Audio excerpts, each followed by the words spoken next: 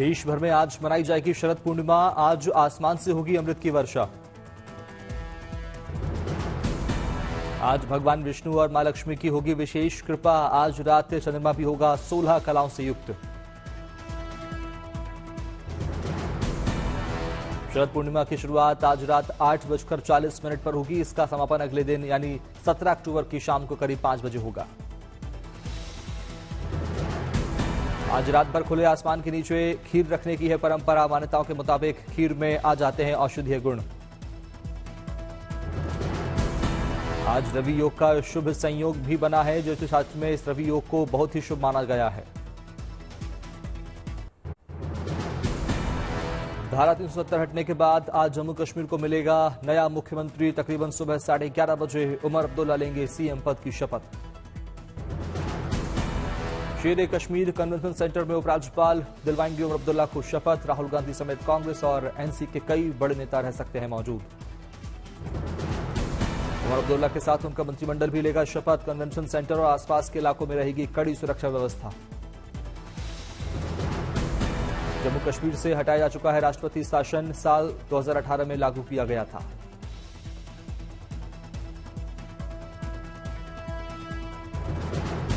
विधानसभा चुनाव में national conference ने कांग्रेस पार्टी के साथ किया था गठबंधन। 90 सीटों में नेशनल कॉन्फ्रेंस को 42 तो कांग्रेस को 6 सीटों पर मिली थी जीत। आज सुबह 10 बजे हरियाणा के पंचकूला में बीजेपी विधायक दल की होगी बैठक। बैठक में गृह मंत्री अमित शाह रहेंगे उपस्थित। शपथ ग्रहण समारोह से एक दिन पहले केंद्रीय पर्यवेक्षकों की सभी 48 विधायकों की होगी मुलाकात। कई मामलों पर गृह मंत्री करेंगे चर्चा। आज की बैठक में शामिल होने के लिए किसानों, डॉक्टरों और कारोबारियों को दिया गया न्योता। उनसे भी केंद्रीय प्रतिनिधिमंडल करेगा मुलाकात। नायब सैनी ने शपथ ग्रहण कार्यक्रम स्थल का किया निरीक्षण। नायब सैनी ने लिया तैयारियों का जायजा। आज महाराष्ट्र में होगी बीजेपी की केंद्रीय चुनाव समिति की बैठक। विधानसभा चुनावों को लेकर होगी अहम चर्चा। 2-3 दिन बीजेपी लागू कर सकती है। 2-3 दिनों में कर सकती है प्रत्याशियों के नामों की लिस्ट। चुनाव के ऐलान के साथ ही महाराष्ट्र और झारखंड में बढ़ा सियासी तापमान। सत्ता पक्ष और विपक्ष ने किए जीत के दावे।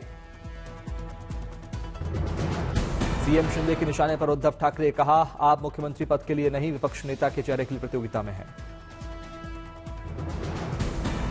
एकनाथ शिंदे का उद्धव पर करार प्रहार। कहा, दाढ़ी को हल्के में ना ले। दाढ़ी ने आपकी महाविकास आघाड़ी सरकार को गिराने का काम किया है।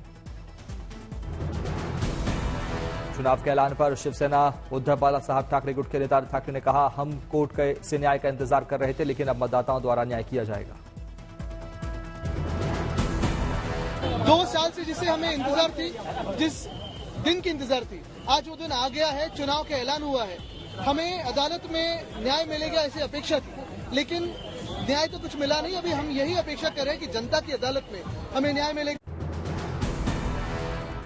शिंदे सरकार पर आदित्य ठाकरे ने साधा निशाना। कहा, 2 साल से महाराष्ट्र को लूटा जा रहा है। बेरोजगार युवा हर तरफ घूम रहा है।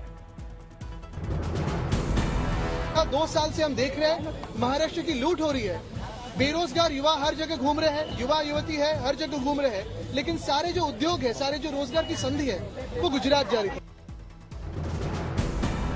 झारखंड में चुनाव के ऐलान का बीजेपी और जेएमएम ने किया स्वागत। जेएमएम ने कहा, झारखंड मुक्ति मोर्चा चुनाव को लेकर पहले से ही है तैयार। झारखंड में कांग्रेस नेता राजेश ठाकुर ने कहा, निर्वाचन आयोग ने चुनाव की घोषणा कर दी। महागठबंधन चुनाव के लिए है तैयार। उत्तराखंड के सीएम धामी ने कहा, महाराष्ट्र और झारखंड में लोग डबल इंजन की सरकार चुनेंगे। पीएम के नेतृत्व में देश और राज्यों के विकास को आगे बढ़ाएंगे। चुनाव के ऐलान के साथ ही एक्शन मोड में कांग्रेस। प्रियंका गांधी को चुनावी मैदान में उतारने का ऐलान। कांग्रेस नेता प्रियंका गांधी वाड्रा केरल के वायनाड से लड़ेंगी लोकसभा उपचुनाव। कांग्रेस ने उम्मीदवारी का आधिकारिक ऐलान किया। लोकसभा चुनावों में राहुल गांधी ने वायनाड और रायबरेली से जीता था चुनाव। बाद में वायनाड सीट छोड़ने का किया था ऐलान। कांग्रेस ने केरल की 2 विधानसभा सीटों पर होने वाले उपचुनाव के लिए भी उम्मीदवारों को किया ऐलान। एक्स पर दी जानकारी। कांग्रेस ने पलक्कड़ से राहुल मामो कोताहिल को बनाया उम्मीदवार। चिलक्कारा से राम्या हरिदास को बनाया प्रत्याशी।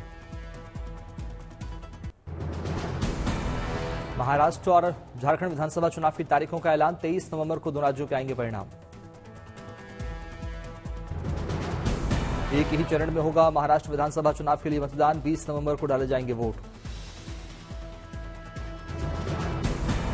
झारखंड विधानसभा चुनाव 2 चरणों में होगा, राज्य में 13 नवंबर और 20 नवंबर को होगा मतदान।